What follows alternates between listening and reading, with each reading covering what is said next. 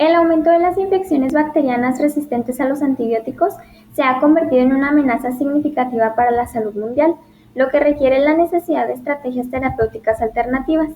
El uso de bacteriófagos ha sido un sustituto potencialmente eficaz para los antibióticos convencionales.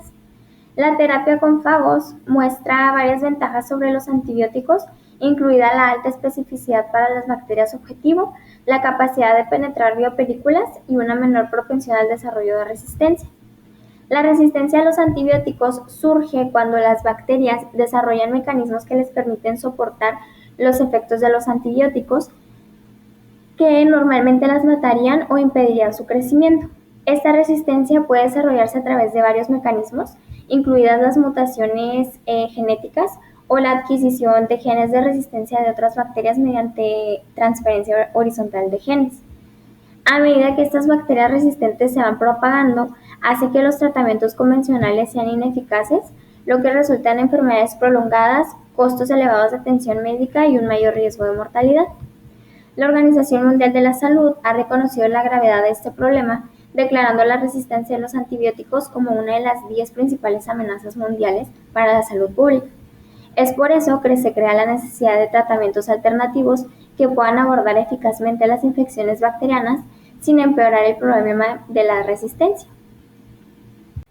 Los avances en ingeniería genética han mejorado el potencial terapéutico de los fagos y la fagoterapia personalizada se ha perfilado como un enfoque viable para tratamientos efectivos. La fagoterapia es una alternativa muy prometedora a los antibióticos, especialmente en la lucha contra las bacterias resistentes a estos antibióticos. Los bacteriófagos o fagos son virus que atacan exclusivamente a las bacterias y las infectan. Estas entidades microscópicas fueron descubiertas por primera vez por Frederick Dwork en 1915. A diferencia de los antibióticos de amplio espectro, que pueden afectar a una amplia variedad de especies bacterianas, los fagos son altamente específicos y por lo general se dirigen a una sola especie o incluso a una cepa específica de bacterias. Esta especificidad proviene de la capacidad del fago de reconocer y unirse a receptores específicos ubicados en la superficie de las células bacterianas, iniciando así un proceso que conduce a la lisis de la bacteria. La terapia con fagos implica la aplicación deliberada de estos fagos para combatir infecciones bacterianas. Y el enfoque del tratamiento es el siguiente. Una vez que un fago se une a su objetivo bacteriano, inserta su material genético en la bacteria, utilizando la maquinaria bacteriana para producir nuevas partículas del fago. A este proceso se le llama ciclo lítico y termina con la lisis de la célula bacteriana, liberando nuevos fagos capaces de infectar a bacterias adicionales. La capacidad de los fagos de autoamplificarse en el sitio de la infección presenta un beneficio notable, disminuyendo potencialmente la necesidad de dosis repetidas. Es decir, este tratamiento sería muy eficaz. Para entender el mecanismo de acción de los bacteriófagos sobre las bacterias, es importante primero repasar su estructura y composición.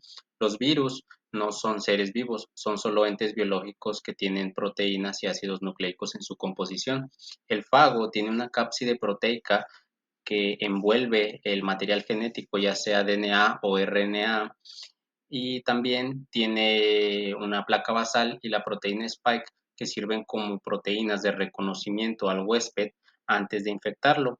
También tienen una vaina proteica por la cual atravesará todo el material genético que infectará, en este caso, a las bacterias. También tiene fibras de cola que le mantienen rigidez y estabilidad al momento de realizar la infección en el huésped.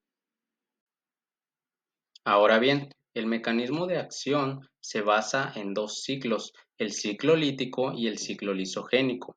El ciclo lisogénico inicia una vez que el fago infecta al huésped e ingresa el material genético y lo incorpora en el DNA cromosomal bacteriano y lo mantiene allí en una fase de letargo o de latencia. Es decir, la bacteria se puede dividir múltiples veces y no expresar este gen, es decir, este profago. El profago se separa en un determinado tiempo y da lugar al ciclo lítico. Aquí, en el ciclo lítico, es cuando se digiere el material genético del huésped y después se replica, incluido el material genético del fago, se transcribe y se traduce en nuevas proteínas del fago. Estas proteínas se ensamblarán y lisarán al huésped. Una vez que lo lisan, se liberan nuevos bacteriófagos que darán lugar a repetir el nuevo ciclo lítico o lisogénico, infectando así a nuevos huéspedes. Bueno, entre las ventajas que otorga el tratamiento de fagos frente a los antibióticos se encuentra la especificidad. Los fagos tienen la capacidad de infectar las células bacterianas patógenas con un alto nivel de especificidad y evitar el ataque hacia las células que forman parte de la microbiota intestinal, específicamente las células bacterianas del intestino grueso. Entonces, el espectro tan estrecho de los fagos promueve que se mantenga una eubiosis de las bacterias que forman parte de la microbiota, que a comparación de los antibióticos, pues atacan a todas las bacterias que sea posible. Otro punto es la alta tasa replicatoria, ya que los fagos son capaces de replicarse pues muchísimas veces mientras haya células hospedadoras bacterianas, que a comparación de los antibióticos, pues no es así, ya que los antibióticos se deben de aplicar una y otra vez hasta que desaparezca estas bacterias, que en los fagos pues son una sola dosis y la capacidad autorreplicatoria de estos fagos les permite bajas dosis y una autorreplicación eficiente. Y por último está la seguridad, ya que los fagos no atacan a células pues propias, se restringe el ataque de células bacterianas. Y entre las ventajas más grandes que otorga el tratamiento de fagos frente a los antibióticos se encuentra el tratamiento de las biopelículas o biofilms, ya que los fagos son capaces de penetrar totalmente este tipo de biopelículas que a comparación de los antibióticos no son capaces de atravesar esta barrera física. Los fagos lo hacen a través de diferentes métodos como la síntesis de polimerasas, las cuales se encargan de pues deshacer esta matriz extracelular que pues es la biopelícula. Otra manera son sobre las células quiescentes, ya que los fagos son capaces de atacar estas células que se mantienen sin actividad y una vez que reanudan sus actividades metabólicas, los fagos son capaces de pues deshacer estas células y lisarlas. Y otra manera de los fagos para atacar estas biopelículas son las dispersinas, ya que inducen a que la célula bacteriana sintetice esta enzima, específicamente, por ejemplo, la dispersina B, la cual se encarga de dispersar o hacer que las células comiencen a dispersar, lo que facilita el uso, por ejemplo, combinado de fagos y antibióticos. Promueven a que esta biopelícula se vuelva más inestable. Y en este ejemplo en específico que se habla con células planctónicas, nos muestra pues este tipo de ejemplos de enzimas con fagos que han sido modificados. Entonces, no se restringe totalmente a células planctónicas, esto solo es un ejemplo, ya que se ha demostrado que también se puede trabajar con estafilococos, con salmonella incluso, y otro tipo de cepas bacterianas. Y pues bueno, en cuanto a aplicaciones clínicas, existen múltiples estudios clínicos y reportes de casos que demuestran que los bacteriófagos o los fagos son muy eficaces en situaciones en donde los antibióticos no lo son. Por ejemplo, hay un caso reportado en The Lancet Infectious Disease, en donde un paciente con infección crónica de prótesis de cadera por Pseudomonas aeruginosa, que era multiresistente, fue tratado con un cóctel de fagos personalizado junto con antibióticos y pues tras varias semanas de infección se resolvió sin complicaciones, ¿no? Se curó. Hay otro caso que particularmente a mí me llamó mucho la atención, me pareció muy interesante, en el que un paciente con fibrosis quística, esta enfermedad que abordábamos en la clase que era causada por una mutación genética, pues desarrolló una infección pulmonar. La verdad no recuerdo el nombre de la cepa por la que se infectó, pero era resistente a los antibióticos.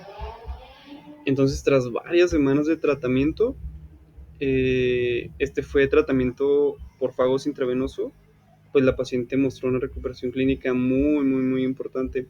Aquí en la imagen les dejo el nombre de un artículo en el que se menciona este caso. Y pues es que este caso fue muy importante, marcó un antes y un después, ya que demostró que los fagos pueden utilizarse incluso en infecciones pues muy complejas, en donde los antibióticos habían fracasado. Entonces, los fagos se pueden administrar de distintas maneras según la infección, es decir, la administración dependerá en gran medida pues, del tipo de infección, ¿no? Tenemos la intravenosa para infecciones sistémicas, por ejemplo. Tenemos la tópica, que se va a usar cuando tenemos algún tipo de herida, una úlcera o alguna quemadura. Tenemos la inhalatoria o de nebulización, que pues este es en caso de infecciones de origen respiratorio. La oral en casos de infecciones gastrointestinales.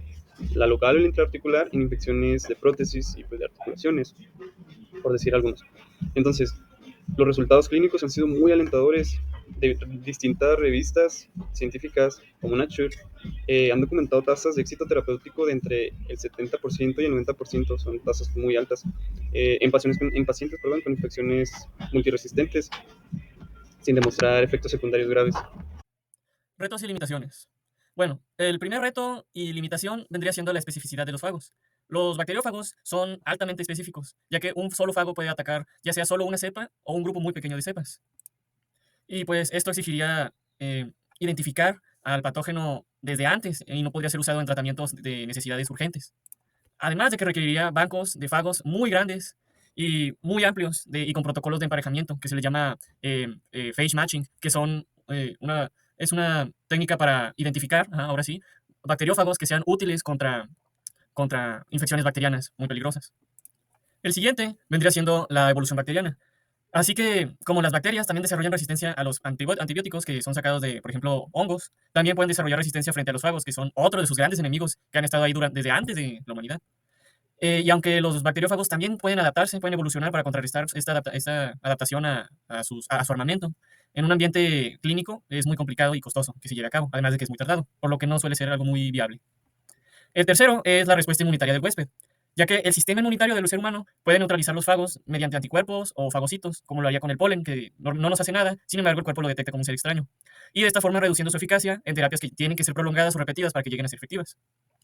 El cuarto, y posiblemente el que ponga un obstáculo mayor, sería el marco regulatorio y su producción, porque la falta de marcos normativos que sean claros, pues son de los mayores obstáculos, como dije antes, porque cada uno de esos fagos es un producto biológico único en sí, ya lo que dificulta que su aprobación sea, ¿no? Como un medicamento estándar en sí.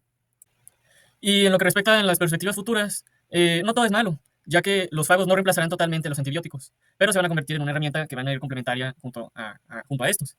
Por ejemplo, uno de estos usos diferentes que se les va a poder dar van a ser a los fagos modificados genéticamente, o también conocidos como fagos de nueva generación, como por ejemplo la ampliación del rango de hospedadores, que puede ser un rango amplio a más cepas, o sea, modificarlo para que tenga un amplio rango a más cepas o incluso a más especies de bacterias. También la eliminación de genes no deseados, porque de hecho existen bacteriófagos que nos pueden dañar sin querer, entre comillas, ya que le pueden otorgar a la bacteria genes que le puedan servir para generar toxinas, lo cual sería una navaja de doble filo con los bacteriófagos. También otro uso sería la incorporación de genes que rompan biopelículas o inactiven genes de resistencia. Ahora bien, los fagos pueden aumentar la permeabilidad bacteriana frente a los antibióticos, por lo que se van a usar juntos, y pueden restaurar la sensibilidad de bacterias multiresistentes. Igualmente eso nos va a beneficiar.